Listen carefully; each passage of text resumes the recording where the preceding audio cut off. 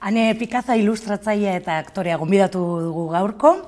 Azken aldian bi alorretan buru belarri dabil, naiz eta itxialdian geldialdi bat izan den, baina ez da egunero, pelikula bat estreinatzen zinemaldian, eta hori gertatu da, Nora pelikula zinemiran estreinatu duzu, eta gainera protagonista izan zara, beraz, baditugu bi alorretatik hainbat gauza berba egiteko. Ane, aupa. Kaixo. Bueno, non ikusten duzu beto zure burua? Aktore lanetan edo ilustrazio lanetan? Zebiak dira oso sortzaileak, baina bata bai uste dut dela bakartiagoa ez, eta bestea jende askorekin konpartitzen duzu lana. Bai, nik uste dut nire buruari askotan galdetu dio dela, edo askotan galdetu didatela, ez? Baina benetan zer egin nahi duzu, ez? Badirudi zerbait aukeratu behar dugula beti. Eta konturatu naz nire bidean, inoiz ez dudala aukeratu, beti ere joan naizelako alde batetik bestera, eta batzuetan sortea izan dudalako bi gauzak elkartu egin direlako, ez? Orduan uste dut, non sentitzen naiz hobeto, enuke jakingo. Uste dut biak behar ditu dela, elkar bizitza horretan aurrera egiteko. Eta elkartzen direnean, egia esan plazer handia egit, edo batean antzerkian nagoenean eta ilustrazioak erabili beharrituanean eta enago aktore moduan, ez? Edo, badaude hor tarte batzuk nik uste dut politak direnak, non bi sorkuntza mota elkartzen diren. Askotan tokatu zarizu ere, ez? Antzerlan baten kartela egin behar izan, nahiz eta ez egon aktore lanetan, ez? Bai, hori da. Edo egon da, bai. Bai, egia esan hortik hasi nintzen, nik arte ederrak eta antzerkia ikasi nauan, eta momentu batean antzerkian nengoen eta ekoizpenean lan egiten, eta orduan, eskatzen zizkidaten noizbenka kartelak egitea. Eta hortik, momentu batean, esan nuen, hau benetan gustatzen zait, eta egin nahi dut ez eskatzen diatelako, baizik eta nahi dut berriro ere sartu hor ireki nuen bide horretan, ez?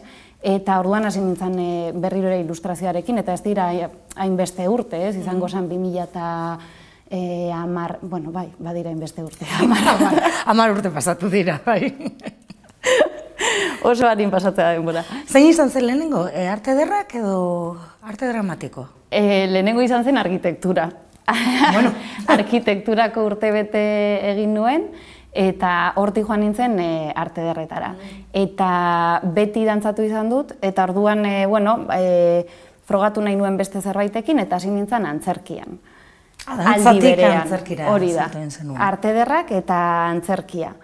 Eta, hortik hasi eta urtebetera, izan nuen sortea, Goenkaleko kastin bat egiteko. Eta orduan hasi nintzen Goenkalen lanean, eta ja ematen du batean lana daukazunean, sendotu egiten dela, modu batean hartu duzun erabaki hori, eta apur bat beldurtuta, nahiko beldurtia naizelako, baina hor hasi nintzen. Orduan esango nuke eskutik etorri zirela. Bi disziplinak sormen handia eskatzen dute, ez? Bata ez da arkatzarekin edo, bakardadean, baina sortu egiten duzu, irudiak edo. Eta bestetik ere, hitzetatik askotan sortu behar izaten duzu pertsonai bat, aktore moduan, ez? Baina bata izango nuke dela oso bakartia, eta bestea kolektiboan egiten dena, ez? Hori pentsatu izan dut beti, eta egia esan badago puntu bat non egiten duzun sorkuntza irudiekin, bada barne bidai bat handiagoa, eta zuk zure buruari erantzun behar diozu etengabe, hau ondo dago, hau aldatzen dut, bada autoelkarrizketa bat, izango genuke. Eta antzerkian badago taldean sortzearen ohitura edo bada modua, egiteko. Baina gerora ere konturatu naiz, bestelako proiektu batzuetan sartuta, ilustrazioan ere badagoela beste pertsona batzuekin, bai enkargoa egiten dizun horrekin, edo bai idazlearekin, edo editorearekin, badago sorkuntza kolektibo puntu bat ere bai, ez? Ez da bakarrik. Hori da, llegatu zaitezke ara. Artista ulertzen dut agian nire lana beti joan delako beste batzuekin, ez? Egin izan ditut, egin nuenean gogoratzen dute animatu nintzenean eskatu zidaten egitea Leioako erakusketa, eta horra izan apur bat dana bere tokia edo bere bidea hartzen, hor bai senditu nuen momentu batzuetan, ostras, zer bakarrik nagoen, erabaki hauek hartzeko eta zenbat erantzunkizun bakarrik nirea dena, ezin dudana elkarbanatu, bai lagunekin, ezagunekin, baina hori antzerkian normalean ez da gertatzen. Antzerkian edo audiovisualetan gutxiago lan egin dudalako, baina niri sorkuntza kolektibo horrek asko emateit. Ilustrazio txikiak, handiak, mural handi bat egin izan duzu inoiz, egingo zenuke. Horma handi batean ikusten edo irudikatzen duzu zure lana. Egin izan dut, egin nuen Egiako kulturretzerako, Gazteztenan dagoen liburutegiarentzako, egin nuen alde batetik erakusketa, eta orduan mural bat eskatu ziaten, eta bertan erakusketan bertan egoan, eta orain dago liburutegian. Netzako zailagoa da. Baina gero, ez dakit badago puntu bat, non beti pentsatzen duzun, edo nire funtzionatzeko modua ere askotan da zerbait esate diate, animatu egiten naiz, beldurtu egiten naiz, gero pentsatu dut, hau ezin izango dut egin, eta jartzen naizenean, konturatzen naiz orduan moduak bilatzen ditudala hori aurrera ateratzeko, Nire beldurra handiagoa dela gero gertatzen dena baino. Eta askotan dira hori beldurrak, nik hau ez dut egiten, eta orduan igual ez dut ondo egingo, edo horretan egunero ibiltzen diren pertsona bezain ondo.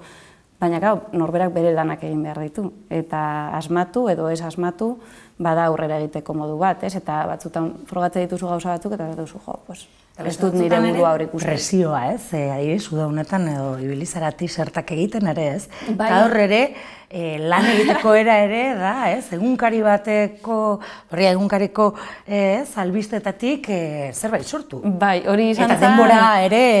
Bai, oso denbora laburrak ziren. Astelenean ematen ziguten gaia, eta asteazkenerako irudia entregatuta egon behar zuen. Zan editorial lan bat izango balitz moduan, baina aldi berean kamisetekin, eta jendeak kamiseta horiek erabiltzen ditu, eta ni normalean ez ditut marraskiak eramaten kamisetetan, orduan ere, zanputu bat, zer nahiko dute, eta, klaro, hortik ere aldendu behar zarapur bat, ezateko, zer egin nahi dut, edo zer egin dezaket, beti ez dozu lortzen nahi duzun hori egitea. Baina, bai, hori izan zen nahiko erronka potentea, nezako gogoan nituen, justo itxialdian ginen, eta baina, bai. Bestetik ere, baita ere, Mami Lebrun antzeslana liburura joan da, eta izan genuen dugu, Mami Lebrun antzeslanak, eman dizuela sorion piloa, taldeari, eta orain gainera liburuan, eta asala ere zuke ina. Bai, Mami Lebrunetzako izan da izugarria. Esan da kriston bidaia.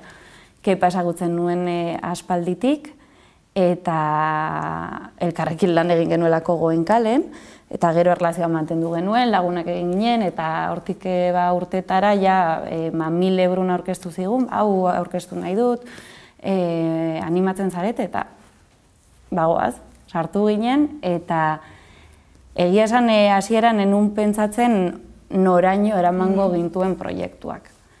Alderdi guztietan.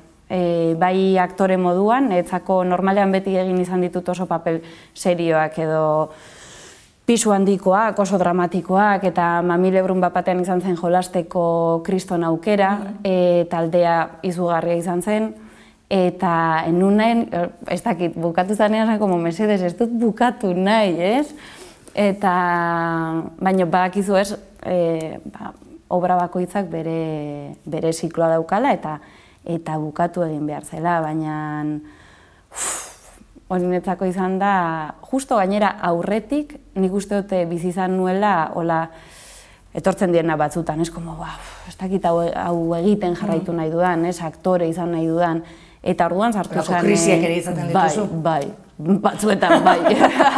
Eta hori izan zen krisi potente bat, izan zen orain dela bastante. Eta justo sartu zen Mami Lebrun, sartu zen Lizeum, eta bapatean sentitu nuen, antzerkiaren bitartez benetan kontatzen dituela kontatu nahi nituen gauzak, ez? Eta sortzen ari ginela, bueno, publikoarekiko ere elkarrizketa polit bat, eta hortik aurrera, gero liburura joatearena ja izan zen bueltaren buelta, ez? Opari bat. Bukatuta, bai, hori da, hola, como irakurteko hor dago, ez? Bai, ez dakit, noizbait irakurriko dut berriro ere, baina suposatzeko jarraituko dudala dialogoak esaten. Aipatu dugu hasieran, ez? Nora filma, Zinemiran erakutsi dela, Lara Izagirriren bigarren pelikula da, eta, bueno, zuzaitugu protagonista, ez? Nora gorpuzten duzu, ez? Konta iguzu nor den Nora, eta, bueno, road movie txiki bat da, konta iguzu. Bai. Nora hasi izan, orain dela 2 urte, klaro, eske prozesu guztiak oso luzeak dira beti, ez? Bueno, zineman are eta luzeagoak, ez? Tremendo, bai. Ze iristen zarenako ja gidoi bat dago, gidoi hori idazteko ideiaren abia puntua, bueno, iristen zara eta ja igual urte bete lanean, ez? Claro, lanean zabiltzala. Castinga egin nuen eta aurreko urtean grabatu egin genuen. Eta ideia, pelikula aldatu egin zen, berez hasieran ez zen Nora deitzen, beste izenburu bat zeukan. Eta hori niretzako kontatzen dut, iruditzen zaidalako argi uzten duela hori zenbat aldatzen diren proiektuak hasieratik bukaerara, ez? Eta bidean ere askotan zure buruari galdetu behar diozun hori benetan kontatu nahi duzun eta gai izan berriro ere beste bide bat hartzeko, ez? Eta azkenean hori da Nora. Hasieran pelikula deitzen zenan eta Peio maitasun historia bat biperren artean, eta Larak bidea egin zuen gidoi hori aldatzeko eta batean ja ni barruan nengoela, egun batean deitu zidan, esan ez da gehiago horrela dituko, pelikula aldatzen ari gara eta ez dakigu nola dituko den, ez? Baina mantentzen da, esango genuke esentzia, ez? Eta batean esan zidan, Nora dituko da. Nora ez, eta zentzu handia zeukan, ez, momentu horretan. Ze azkenean hasikeratik bai kontatzen zuen historia zan, Nora da neska normal bat.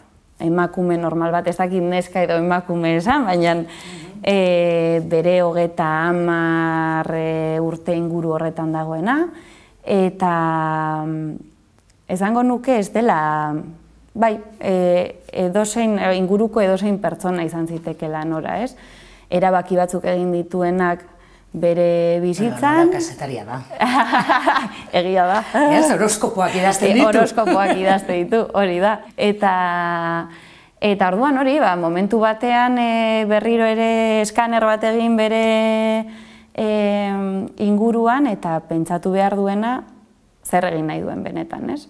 Eta, bueno, dena abia puntua ere bere aitonaren heriotzarekin dator, ez nago spoilerrik egiten, hori agertzen da sinopsian, eta, bueno, askotan gertatzen den bezala, olako momentuak izaten dira revulsibo bat, edo berriro ere zure errealitatea ikusteko beste modu batera bultzatzen dizuna, ez? Bai, personaiak, Norak, ez, horren ostean, ez, diantzei bat hartu eta bidai bat abiatzen du, ez? Fizikoki ere. Fizikoki, bai. Barruko bidai hori ere abiatuko du eta fizikoki ere. Bai, hasieratik road trip bat zan, eta netzako zan, road trip bat.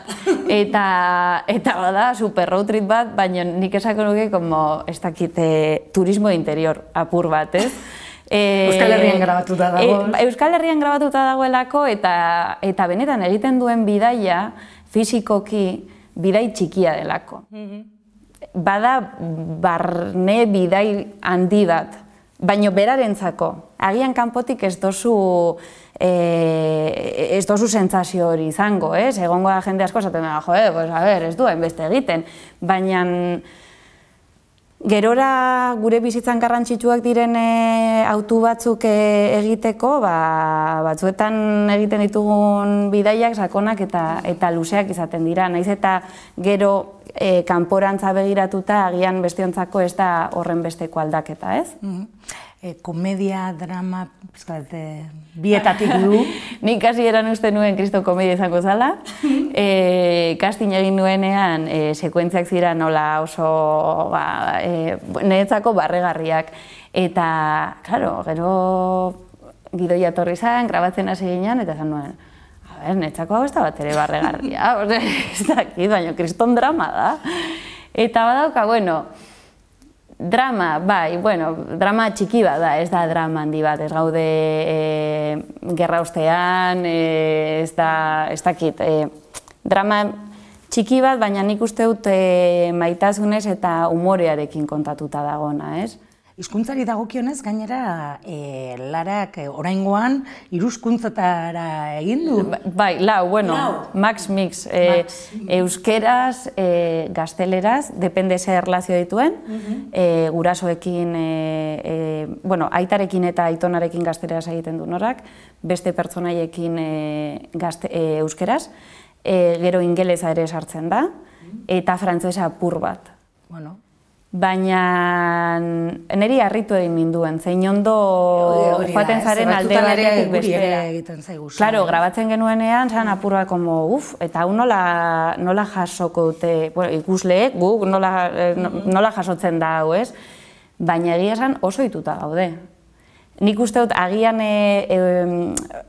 euskeraz jakin da, are errezago egiten da, ez dakite erdaldunentzako zen nolako lioa izango den, baina guretzako nik ikusi nuen lehen aldian izan zen oso naturala, ez zara konturatzen. Hori esan dezake. Aurreko urtean, ez? Grabatu zenuten, ez? Aurreko udan. Udan, ez? Oraindik oporretan joan adginean. Beste momentu bizitza bat zenean, ez? Hori da. Bueno, zineman ere ez da zure lehen esperientzia. Bueno, gogoan dut azkena Victoria 3 de marzo, ez? Bai. Papel txikia, baina estena oso indartsua. Bai, hori izan zen.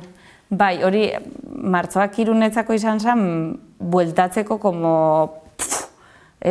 oso modu potentea, baina hor bai, izan zen oso zaila, ederra, baina potentea, Elisa beteta zegoen, justo atzean zeudenak, nire atzean zeudenak ziren martxoak iruko elkartekoak. Gaina estena hori oso importantea da ere gertakarietan. Bai, eta izan zen, bai, konexio bat ola...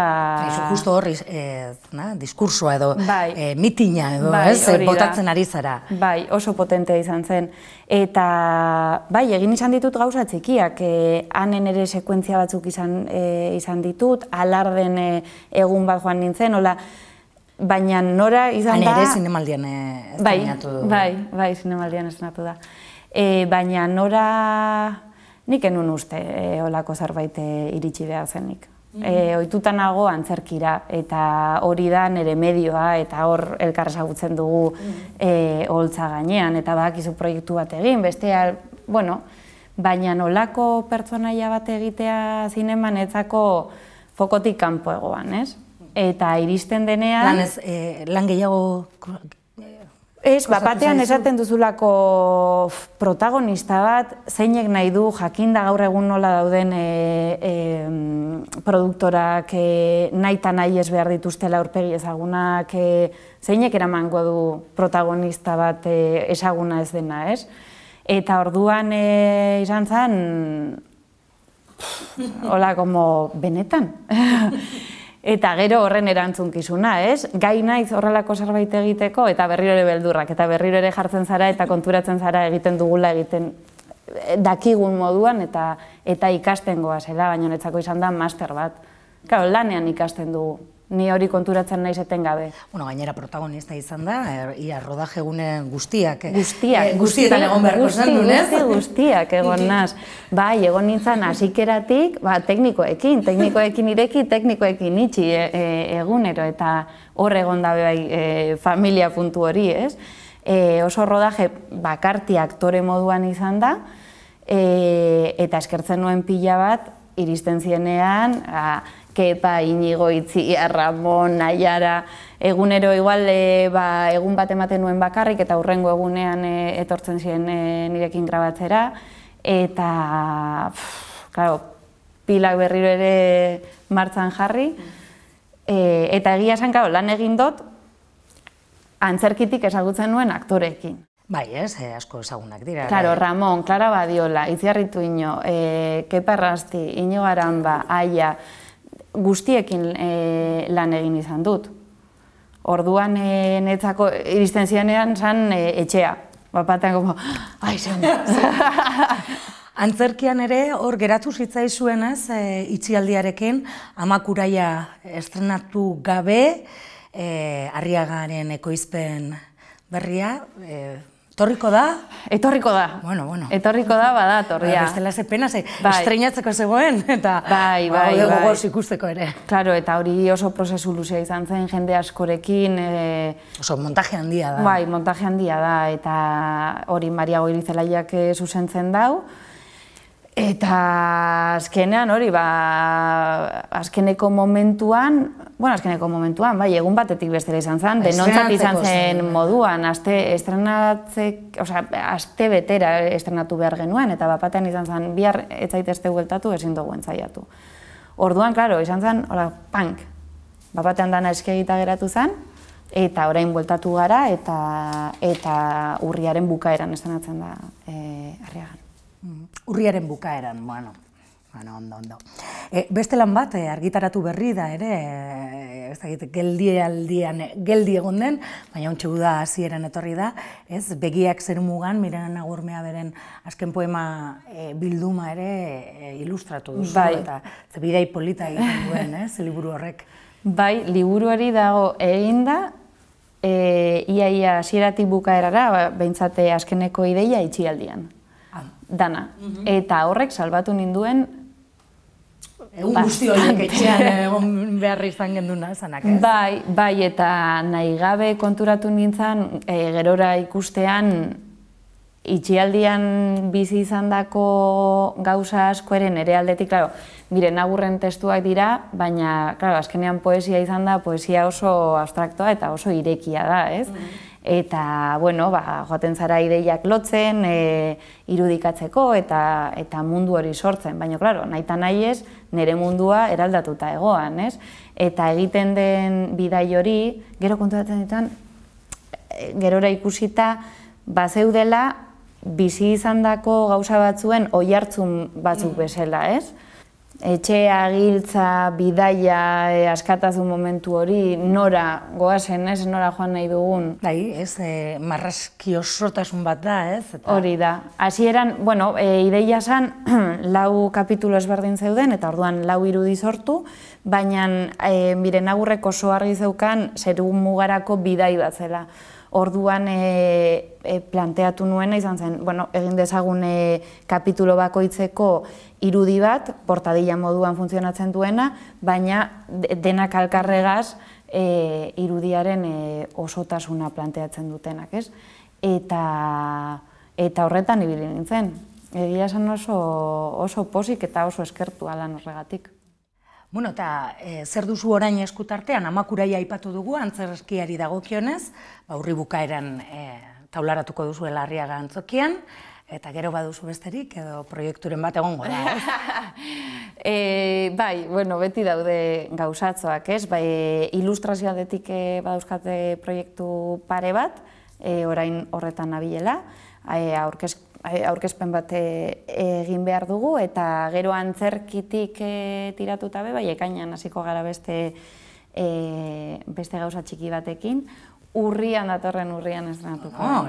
Ekainan hasiko zarete eta datorren urrian estrenatuko da. Bai, gauza txiki bat, Maria eta biok animatu garena egitera, eta bitartean, bueno, orain arte izandako historiak esaten du, etengabe lanak irtetzen direla, baina, bueno, bakizu, ez egonkortasun horretan eta desoreka horretan mantentzea batzuetan esatu zu, ez da zer etorriko, eta gero, gauzak etortzen. Buituta gaude, Bai, desoreka horretan. Edo oreka bilatzen ibilten, ez? Hori esaten da nire ama, zer da bizitza da, oreka baten bila, inoiz, zelan esaten du, inoiz etorriko ez den oreka baten bilaketa, ez? Otago. nahiko existentzialista. Hemen utziko duguan, eskerrik asko, plazer bat izan da gaur. Mila esker. Berba egitea. Zeurian.